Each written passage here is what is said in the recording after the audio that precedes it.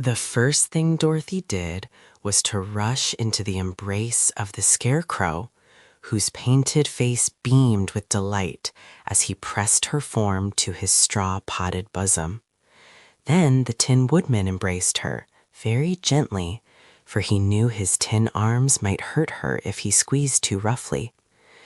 These greetings having been exchanged, Dorothy took the key to Tick-Tock from her pocket and wound up the machine man's action so that he could bow properly when introduced to the rest of the company. While doing this, she told them how useful Tick-Tock had been to her, and both the Scarecrow and the Tin Woodman shook hands with the machine once more and thanked him for protecting their friend.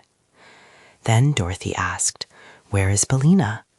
"I don't know," said the Scarecrow. "Who is Billina?" "She's a yellow hen who is another friend of mine," answered the girl anxiously. "I wonder what has become of her." "She is in the chicken house in the backyard," said the princess. "My drawing room is no place for hens." Without waiting to hear more, Dorothy ran to get Billina, and just outside the door she came upon the Cowardly Lion, still hitched to the chariot beside the great tiger. The Cowardly Lion had a big bow of blue ribbon fastened to the long hair between his ears, and the tiger wore a bow of red ribbon on his tail just in front of the bushy end. In an instant, Dorothy was hugging the huge lion joyfully. "I'm so glad to see you again," she cried. "I am also glad to see you, Dorothy," said the lion. "We've had some fine adventures together, haven't we?" "Yes, indeed," she replied. "How are you?" "As cowardly as ever," the beast answered in a meek voice. "Every little thing scares me and makes my heart beat fast. But let me introduce to you a new friend of mine, the Hungry Tiger." "Oh, are you hungry?" she asked, turning to the other beast, who was just then yawning so widely that he displayed 2 rows of terrible teeth and a mouth big enough to startle anyone. "Dreadfully hungry," answered the tiger, snapping his jaws together with a fierce click. "Then why don't you eat something?" she asked. "It's no use," said the tiger sadly. "I've tried that, but I always get hungry again." "Why, it is the same with me," said Dorothy, "yet I keep on eating." "But you eat harmless things, so it doesn't matter," replied the tiger. "For my part, I'm a savage beast and have an appetite for all sorts of poor little living creatures, from a chipmunk to fat babies." "How dreadful," said Dorothy. "Isn't it, though?" returned the Hungry Tiger, licking his lips with his long red tongue. "Fat babies, don't they sound delicious? But I've never eaten any because my conscience tells me it is wrong. If I had no conscience, I would probably eat the babies and then get hungry again, which would mean that I had sacrificed the poor babies for nothing. No, hungry I was born, and hungry I shall die, but I'll not have any cruel deeds on my conscience to be sorry for." "I think you are a very good tiger," said Dorothy, patting the huge head of the beast. "In that you are mistaken," was the reply.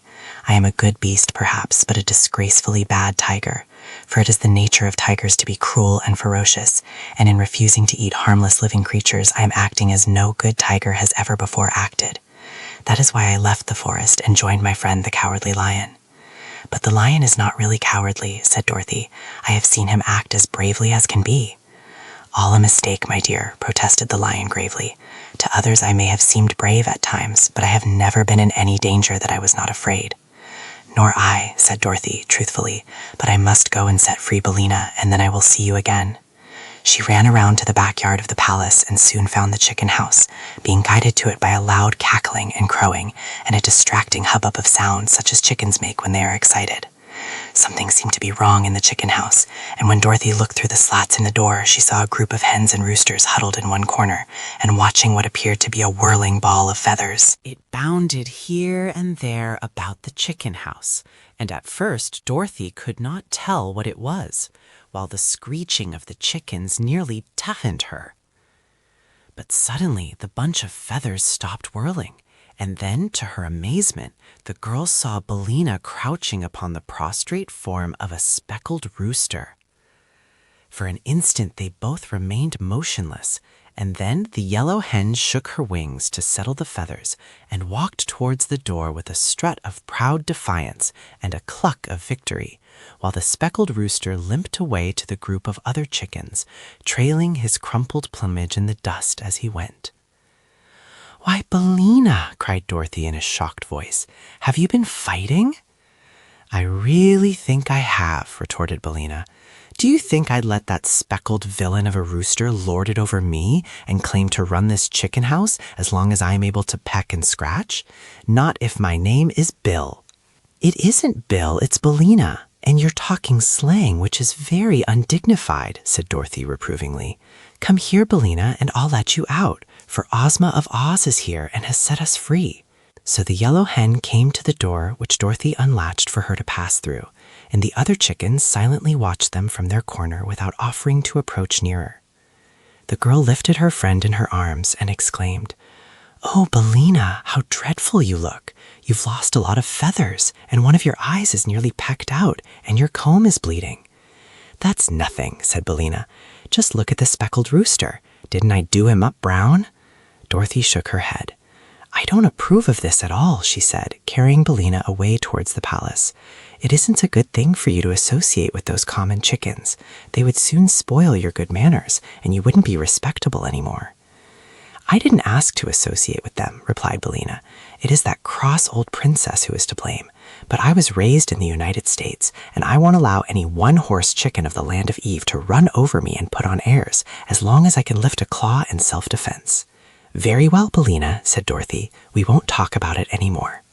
Soon they came to the Cowardly Lion and the Hungry Tiger, to whom the girl introduced the yellow hen. "Glad to meet any friend of Dorothy's," said the lion politely. "To judge by your present appearance, you are not a coward as I am." "Your present appearance makes my mouth water," said the tiger, looking at Bellina greedily. My, how good you would taste if I could only crunch you between my jaws. But don't worry, you would only appease my appetite for a moment, so it isn't worthwhile to eat you." "Thank you," said the hen, nestling closer in Dorothy's arms. "Besides, it wouldn't be right," continued the tiger, looking steadily at Bellina and clicking his jaws together. "Of course not," cried Dorothy hastily. "Bellina is my friend, and you mustn't ever eat her under any circumstances." "I'll try to remember that," said the tiger, "but I'm a little absent-minded at times." Then Dorothy carried her pet into the drawing room of the palace, where Tik-Tok, being invited to do so by Ozma, had seated himself between the Scarecrow and the Tin Woodman. Opposite to them sat Ozma herself and the Princess Langwidere, and beside them there was a vacant chair for Dorothy. Around this important group was ranged the army of Oz, and as Dorothy looked at the handsome uniforms of the 27, she said, "Why, they seem to be all officers." "They are, all except one," answered the Tin Woodman. "I have in my army 8 generals, 6 colonels, 7 majors, and 5 captains, besides 1 private for them to command. I'd like to promote the private, for I believe no private should ever be in public life, and I've also noticed that officers usually fight better and are more reliable than common soldiers. Besides, the officers are more important looking and lend dignity to our army." "No doubt you are right," said Dorothy, seating herself beside Ozma. "And now," announced the girlish ruler of Oz, "we will hold a solemn conference to decide the best manner of liberating the royal family of this fair land of Eve from their long imprisonment."